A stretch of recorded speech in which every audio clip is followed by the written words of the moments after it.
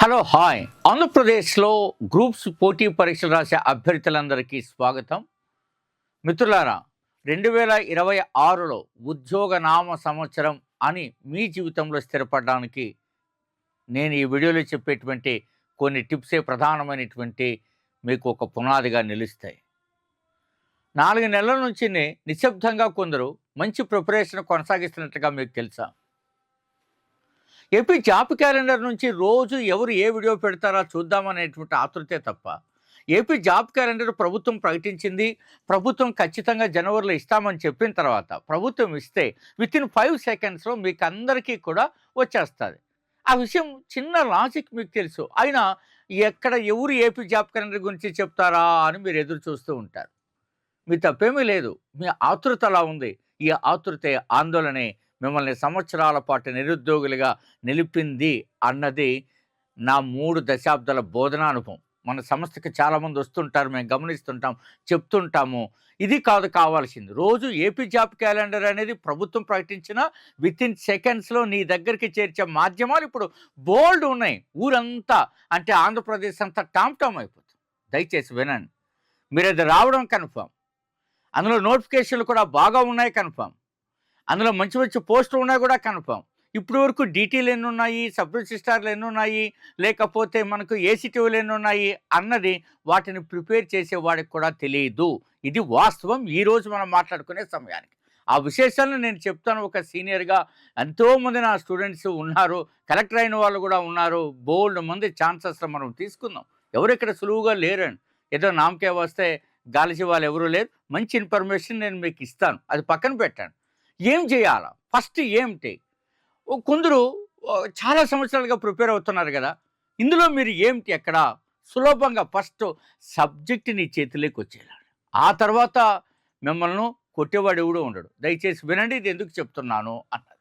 First నేను మీతో మాట్లాడుతున్నా, ఏ కాంపిటేటివ్ పరీక్షలోనైనా పోటీ పరీక్షలోనైనా ఆ వ్యూహం అనేటువంటిది చాలా ఇంపార్టెంట్.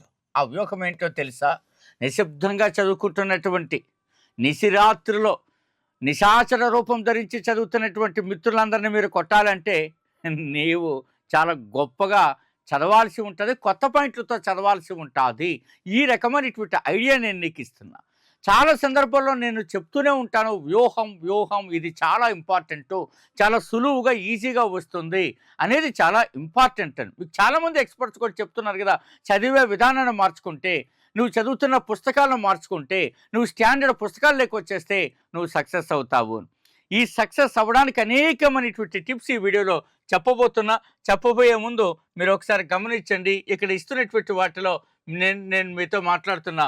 మిత్రులారా, ఇందులో చూడండి, 28 రాష్ట్రాలు తీసుకొని 9 రకాల సబ్జెక్టు ఇంటర్లింక్తో ఏ రకంగా రాబోయే పోటీ పరీక్షలు మీరు ఎదుర్కొంటారు. ఇది ఒక దివ్యౌషధంగా ఉంటుంది. ఏ మాత్రం కూడా నిన్ను డిసప్పాయింట్ చేయదు. సులభంగా గుర్తుపెట్టుకునేలా వస్తుంది. అడ్వాన్స్డ్ పాయింట్స్తో వస్తుంది. ఎన్సీఆర్టీలు అనేటువంటి నా దృష్టిలో ఇప్పుడు బేసిక్స్ అయిపోయినాయి. ఎన్సీఆర్టీకి 100 రెట్ల సబ్జెక్ట్ ఇందులో వస్తుంది, 100 టైమ్స్ సబ్జెక్ట్ ఇందులో వస్తుంది.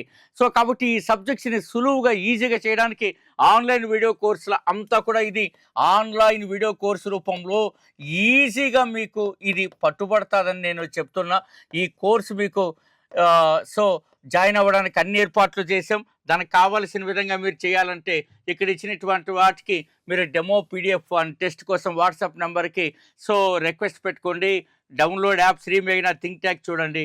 సమర్థవంతంగా మీరు దీన్ని చేయగలుగుతారు. నేను చివరిలో మళ్ళీ చెప్తాను. ఇప్పుడు ఈ కోర్సులోకి మిమ్మల్ని ఈ పోటీ పరీక్షలకి ఎలా వెళ్ళాలో చెప్తాను. ఈ కోర్సు ఇప్పుడు యాక్సెస్ మీరు వెంటనే సో దీన్ని యాక్సెస్ చేసుకోవచ్చు. సో 5,600 రూపాయలు విలువ ఉన్నటువంటి ఈ కోర్సులో 28 రాష్ట్రాలు, సో దాంట్లో 2,000 ఆఫ్ తోటి మీకు 3,600 తోటి ఇది అందుబాటులోకి వస్తుంది మిత్రులారా. So now come to the point. So right, ఈ పోటీ పరీక్షలో మీరు ఏ విధంగా వెళ్ళాలో నేను సులభంగా మీకు ముందుకు తీసుకొస్తున్నా. ఇక చూద్దాం ఎలా చదవాలండి. ఫర్ ఎగ్జాంపుల్ కర్నాల్లోని మీరు హర్యానాలోని కర్నాల్ అనేటువంటి పాయింట్ తీసుకున్నాం అనుకో.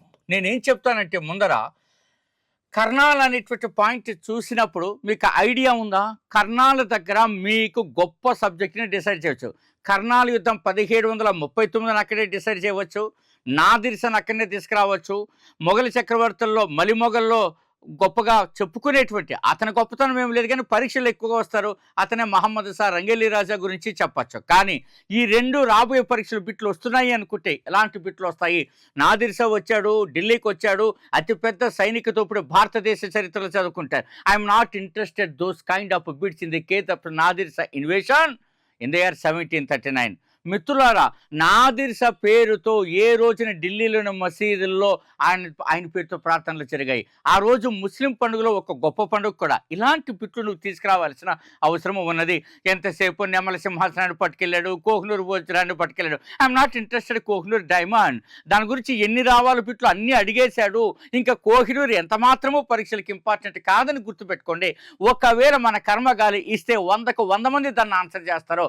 100కు 10 మంది ఆన్సర్ చేసి బిట్టును కూడా మనం ఆన్సర్ చేయాలి మిత్రులారా.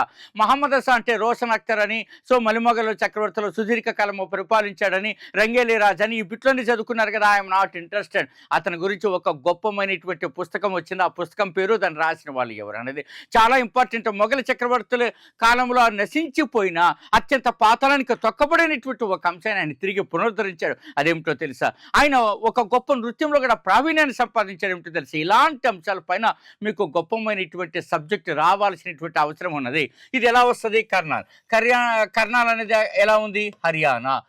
నేనేం చెప్తున్నానంటే, ఒక పాయింట్ తీసుకుంటే చాలా ఎక్కువమైనటువంటి అంశాల దృష్టి మీరు వెళ్ళాల్సినటువంటి అవసరం ఉంటుంది అనేది ఇక్కడ మీరు అర్థం చేసుకుంటారు. నా పెయిన్ మీకు అర్థమవుతుంది కదా. First identify. ఒక స్టేట్లో మీరు ఏమేమి చదవచ్చో తెలుసా?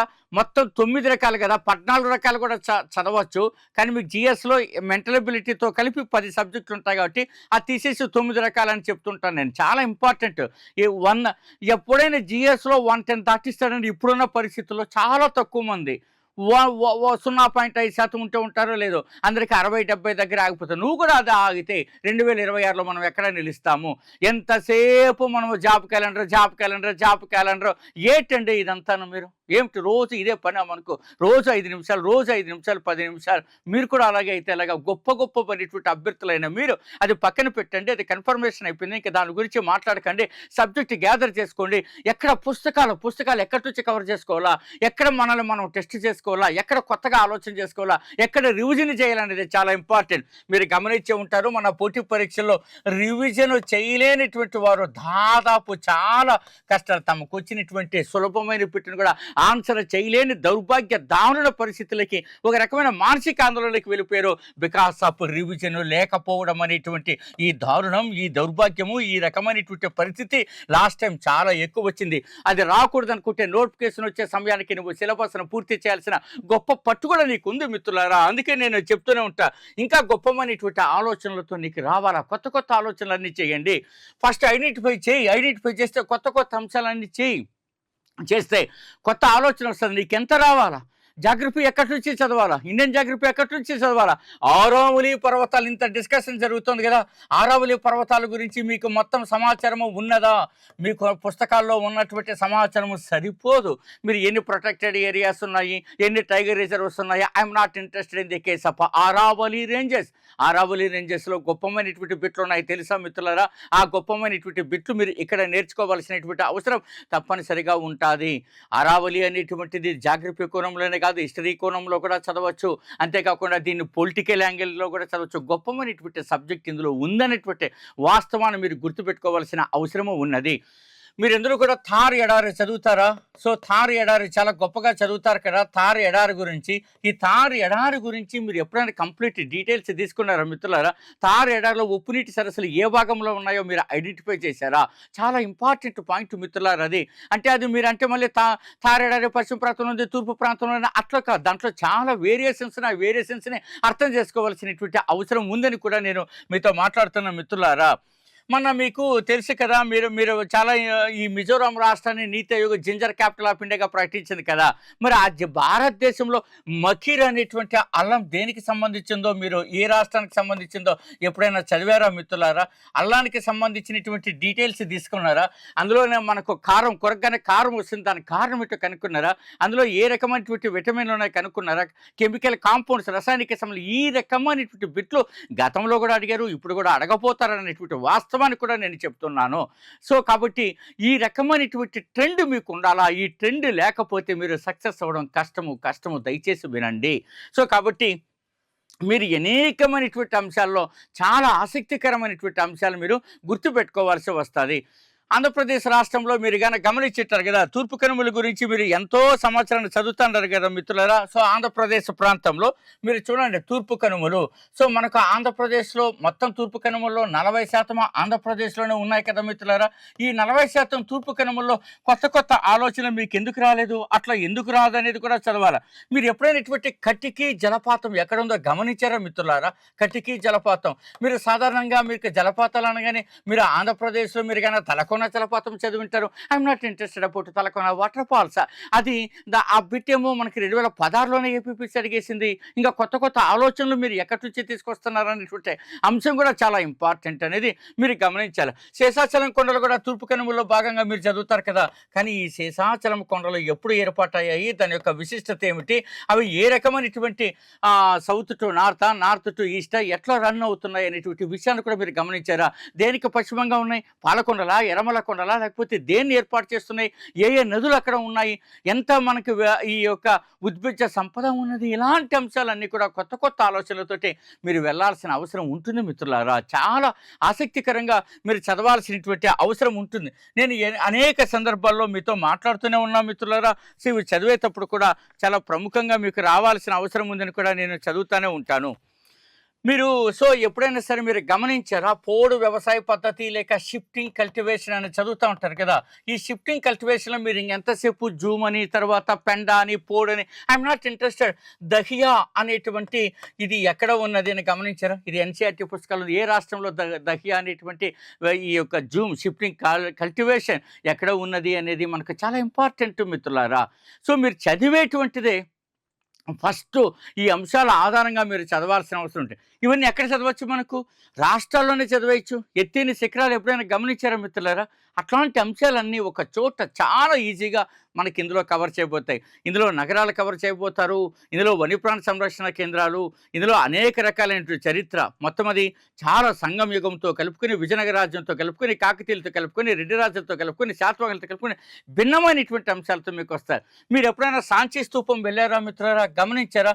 నేను ఈ సాంచీ స్తూపం దక్షిణ ద్వారం పైన శాతవాహనులకు లింక్ ఇవ్వగలను మిత్రులారా. సో 2వ శాతకర్ణ కాలానికి చెందిన సో మనకి గొప్ప శాస్త్రం సాంచీ స్తూపం దక్షిణ ద్వారం పైన ఉంటుంది. ఇది ఇలాగా మనం గమనించగలం మిత్రులారా.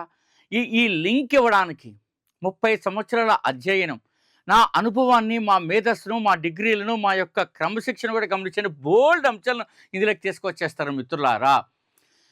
ఇందులో మనకు ఎన్విరాన్మెంట్ వస్తుంది, అదే రకంగా మనకి జాగ్రఫీ వస్తుంది, పాలిటీ వస్తుంది. పాలిటీలో 448 ఆర్టికల్స్లో ఒక స్టేట్స్లోనే 100కు పైగా కవర్ అయిపోతాయి. అంతకంటే ఎక్కువ గ్రూప్ 2 పాలిటీలు మీరు చదివేస్తున్నారు నిజాయితీగా చెప్పండి. 100 పాలిటీ ఆర్టికల్స్ కంటే రాజ్యాంగ సవరణలు బోల్డ్ గొప్పగా అందులోకి వచ్చేస్తాయి. అందులో రావడమే కదా, కొత్త అంశాలన్నీ తీసుకురావడం జరుగుతుంది మిత్రులారా.